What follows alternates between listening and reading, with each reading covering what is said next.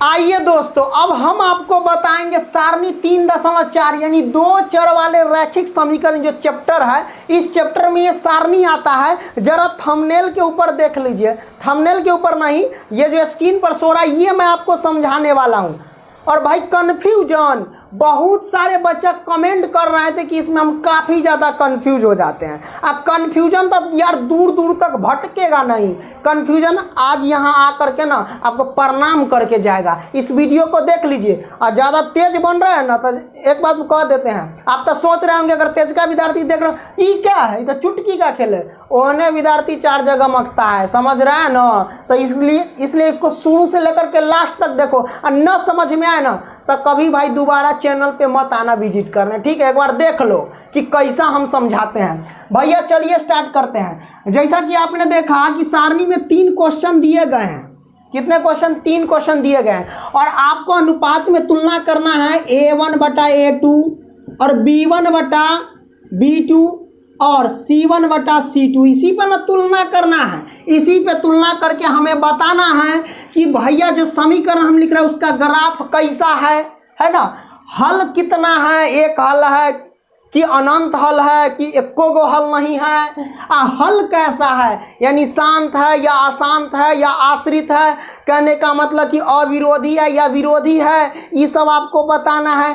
काफ़ी ज़्यादा बच्चा कंफ्यूज हो जाता है। मान लेते समीकरण दे दिया जाए और कहेगा यदि इसका हल है, मतलब या कह दे कि संगत है या अविरोधी है। अगर अविरोधी है तो इसका x और y का मान ज्ञात कीजिए, ऐसा कहता है ना कि हल ज्ञात कीजिए, तब बच्चा से काफ़ी कंफ्यूजन होता है। तो इस सारणी को समझ लो, ठीक है, एकदम बढ़िया से समझाएंगे। तो 3 क्वेश्चन है इसमें, तो पहला क्वेश्चन लेकर के हम आपको समझाते हैं। पहला क्वेश्चन ऊपर हमने लिखा हुआ है, ठीक है, इसी सब पर तुलना करेंगे, कोई दिक्कत नहीं, तुलना कर लेते हैं।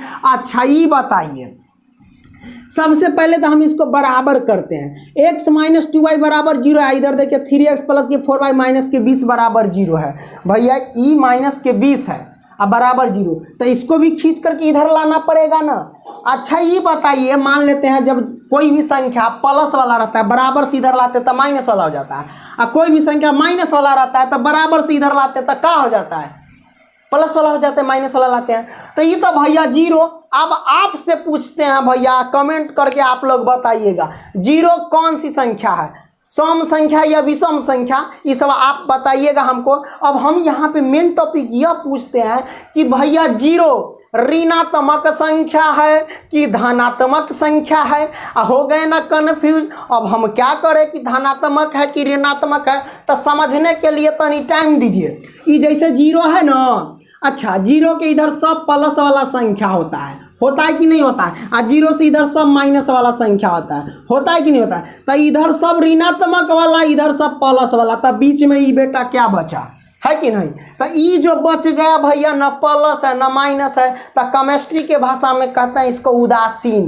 कहने का मतलब 0 पे ना तो ऋणात्मक होता है न ही धनात्मक होता है। तो भैया इसको इधर लाना तो बड़ी मुश्किल वाली बात है। हम लेबे नहीं करेंगे उसको, कहे लगी लाएंगे, छोड़ देंगे उसको ऐसे ही। हम मान लेंगे पहला वाले को ए। ये पहला क्वेश्चन में ई समीकरण 1 है, और ई समीकरण क्या है भैया 2 है।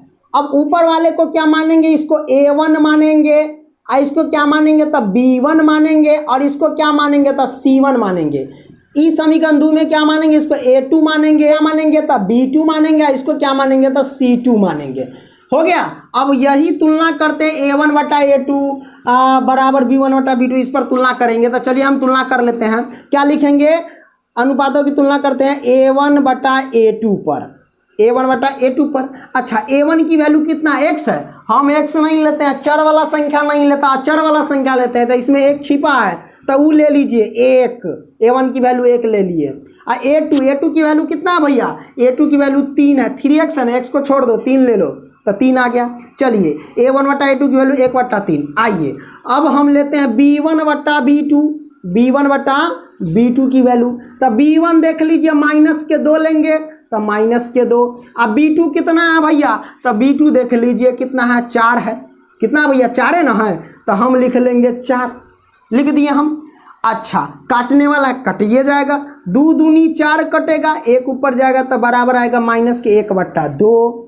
यानी b1/b2 की वैल्यू आए कितना -1/2। आइए c1/c2 की हम देख लेते हैं। तो c1/c2, ठीक है, तो c1 हमारे पास कितना है बताइए c1। तो c1 हमारे पास है भैया 0, ठीक है, और c2 कितना है, तो c2 है -20, ठीक है। अच्छा, अब ये a1/a2 की वैल्यू 1/3 आ गया भैया, ठीक है। अब b1/b2 की -1/2 और c1/c2 की वैल्यू जो है 0/-20। अब आप ही से हम पूछते हैं भैया, वैल्यू जो देख लीजिए a1/a2 क्या बराबर है b1/b2 के? नहीं ना बराबर, एक कर वैल्यू 1/3, एक वैल्यू -1/2, तो ये दोनों आपस में बराबर होगा? अरे नहीं ना होगा। और जब ना होगा तो डायरेक्ट लिखेंगे a1/a2 is not equal to b1/b2।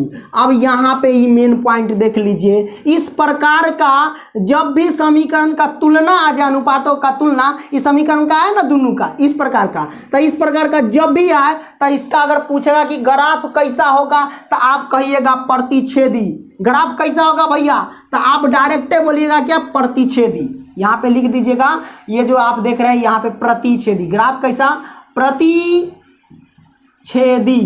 ठीक है, ग्राफ इसका प्रतिच्छेदी। हल कितना होगा, तो अद्वितीय हल, यानी केवल एक हल भी इसको बोलते हैं, तो केवल एक हल या अद्वितीय हल लिखेंगे कि केवल एक हल, ठीक है। अच्छा, अब आपसे पूछे कि हल कैसा होगा, यानी संगत होगा कि असंगत होगा, तो आप कहिएगा इस प्रकार का जब भी आता है तो उसका होता है हल क्या, संगत। क्या होता है भैया, संगत। संगत को हम अविरोधी भी बोलते हैं। क्या बोलते हैं, अविरोधी भी। तो इसको अविरोधी भी आप लिख सकते हैं, कोई दिक्कत नहीं है। तो यहाँ तक पहला क्वेश्चन तो आपको समझ में आ गया भैया। पहला क्वेश्चन में कोई डाउट नहीं होगा, नहीं ना होगा। तो पहला क्वेश्चन जो अनुपात में हम तोड़े तो इस प्रकार का आया। इस प्रकार का जब भी आता है अगर पूछे तो ग्राफ कैसा, तो प्रतिच्छेदी। हल कितना, तो केवल एक हल। हल कैसा, तो संगत। संगत को अविरोधी भी बोलते हैं, ध्यान रखिएगा। अच्छा, ये प्रतिच्छेदी का मतलब समझ रहे हैं, यानी जब इसका ग्राफ निकालेगा उस समीकरण का, तब प्रतिच्छेदी यानी दो रेखा होंगे और दोनों रेखा एक दूसरे को काटेंगे, है कि ना, इस तरीके से काट सकता है कि नहीं। तो इस तरीके से काटेंगे तो वो क्या कहलाएगा, प्रतिच्छेदी रेखा। तो आपने समझ गया। चलिए अब हम क्या करते हैं भैया, दूसरा क्वेश्चन लेते हैं। चलिए, यही सारणी में से दूसरा क्वेश्चन कहता है क्या, हमारे पास देख लीजिए कि 2x प्लस के 3y माइनस के 9 बराबर में 0। इस समीकरण 1 हुआ दूसरा क्वेश्चन का, ठीक है। समीकरण दूसरा लिख ले। चलिए दूसरा लिख लेते हैं। दूसरा हमारे पास है 4x प्लस के 6y माइनस के 18 बराबर में हो गया भैया 0। इस समीकरण 2 इसको मान लेंगे। हमारा तनका गर्मी लग रही है, एक हम घुमा ले फैन के। हाँ अब ठीक है। तो इस समीकरण 2, तो आप बताइए, ई हो गया a1, आई हो गया भैया b1, आई हो गया c1, ठीक है। ई हो गया हमारे पास a2, ई हो गया b2, ई हो गया c2। चलिए इसका हम तुलना करते हैं वही अनुपात पे, a1/a2। अच्छा, a1/a2 मतलब 2/4 होगा। क्या होगा, 2/4। हम डायरेक्ट लिख रहे 2/4 होगा इसका। a1/a2 की वैल्यू 2/4, तो काटेंगे तो कितना होगा, तो इसका जो काटेंगे 2 दूनी 4, एक ऊपर जाएगा तो 1/2। मतलब a1/a2 की जो वैल्यू आई, a1/a2 की वैल्यू कितना है, 1/2 आया, है कि नहीं आया। अच्छा, b1/b2, चलिए b1/b2 की वैल्यू कितना आएगा, तो b1 है 3। अच्छा, b2 कितना है भैया 6। काटिए, 3 दूनी 6 कट गया, तो हमारे पास एक ऊपर ना जाएगा तो 1/2। तो भैया b1/b2 की वैल्यू कितना आ गया, 1/2 आ गया, ठीक है। आइए अब c1/c2 का निकाल लेते हैं। तो c1/c2 माइनस के 9 माइनस के 18 लिखाएगा, है ना। तो हम लिखते हैं यहाँ पे c1/c2 का, c1/c2 का, तो यानी माइनस के 9 अब बट्टे माइनस के 18। चलिए माइनस से माइनस कट गया, 9 दूना 18, एक ऊपर जाएगा तो बराबर 1/2। तो कितना वैल्यू आया भैया, 1/2। जरा देखिए a1/a2 की वैल्यू 1/2, इसका भी 1/2, इसका भी 1/2, मतलब तीनों बराबर। कहने का मतलब यह हुआ कि a1/a2 बराबर b1/b2 अब बराबर C1/C2। ई बराबर आ गया इस समीकरण, तो इस समीकरण इसके बराबर है, तो बताइए इसका ग्राफ कैसा होगा? तो इसका ग्राफ होगा संपाती। ग्राफ कैसा होगा भैया? संपाती। समझाएंगे ना संपाती का मतलब क्या होता है? तो ग्राफ समझ गया कि भैया इसका ग्राफ होगा संपाती। इसका हल कितना होगा? तो हल होगा अपरिमित रूप से अनेक, अनंत हल। तो अपरिमित रूप से अनेक हल, अपरिमित रूप से अनेक हल। क्या लिखेंगे? अनेक हल, अनेक हल। ओके, अच्छा ये बताइए हल कैसा होगा? संगत या संगत? तो हम कहेंगे इसको आश्रित। अच्छा, आश्रित को ही हम क्या कहते हैं? संगत। ध्यान रखिएगा, संगत कहिए या फिर इसको आश्रित कहिए, दोनों कहेंगे।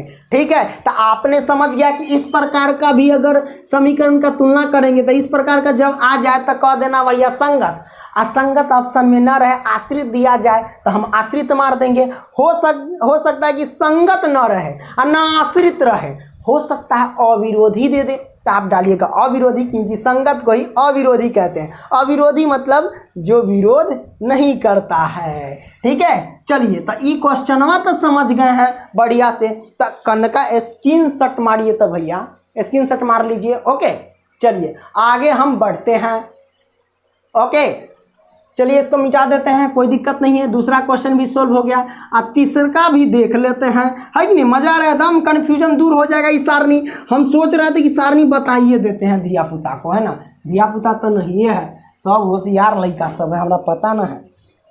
तीसरा क्वेश्चन भैया, तीसरा क्वेश्चन कहता है x है अब प्लस में देखना लीजिए 2y है और माइनस के 4 है और बराबर 0 है भैया।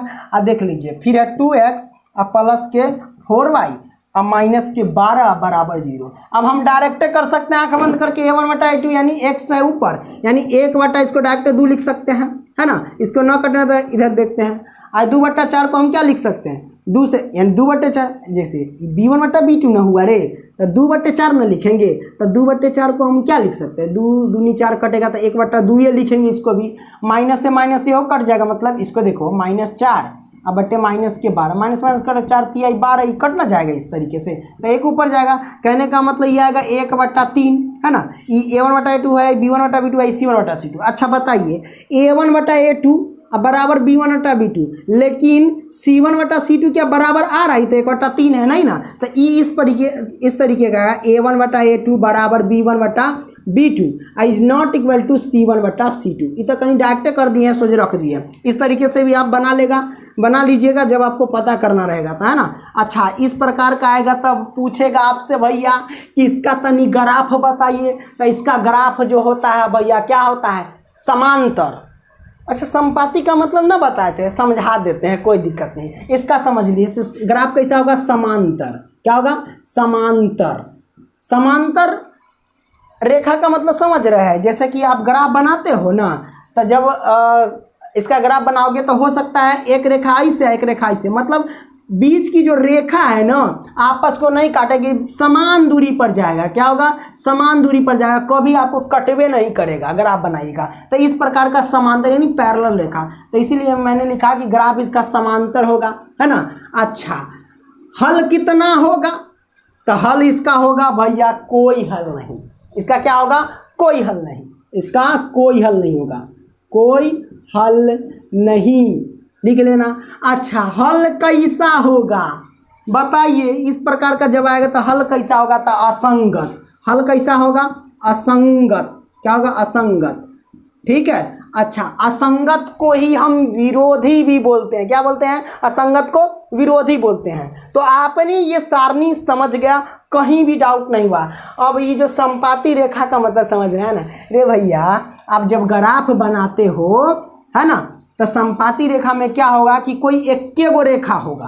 क्या होगा? सारा का सारा जो बिंदु होगा ना एक्के गो रेखा पर सब चलाएगा। एक्के गो रेखा यानी एगो रेखा पहला समीकरण में खिंचाएगा और दूसरा भी समीकरण खींचेगा ना तो वही पर खिंचा जाएगा। न विश्वास है तो जाके चेक कर लीजिए। ठीक है, इस तरीके से आता है संपाती रेखा। ठीक है, आई होप कि ये सारे के सारे डाउट क्लियर हो गए। अगर क्लियर हुआ है तो लाइक करना और दोस्तों को भी शेयर करना। कमेंट सेक्शन में जा करके अति समय क्या कहते हैं, हाँ डिस्क्रिप्शन में जाके विजिट कर लीजिएगा, है ना। चलिए अगले वीडियो में मिलते हैं, तब तक के लिए बाय।